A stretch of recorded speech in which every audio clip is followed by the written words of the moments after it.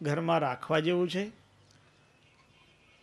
આના પૂર્વમાં પ્રકાશિત જે પ્રથમ ખંડ છે, હવે એની તો જૂજ પ્રતિઓ અવેલેબલ છે.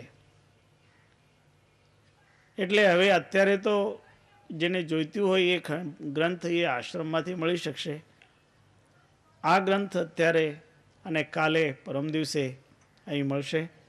હમણાં અમે આ ગ્રંથ જે આ એમ્બ્યુલન્સ વાન જેમને સમર્પણ હાર્ટ હોસ્પિટલને સમર્પિત કરી એવા શ્રી સુરેન્દ્રભાઈને અર્પણ કરીએ છીએ. શ્રી સુરેન્દ્રભાઈ અને એમના પરિવારજનો. આ અમારા ગુરુદેવનો સ્મૃતિ ગ્રંથ છે. આપ જરૂર જોજો, વાંચજો એને.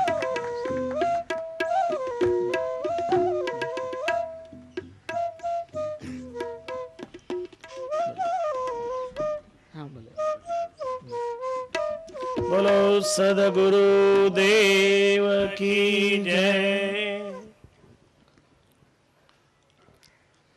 સદગુરુનો ઉપદેશ જગત કલ્યાણ માટે જ.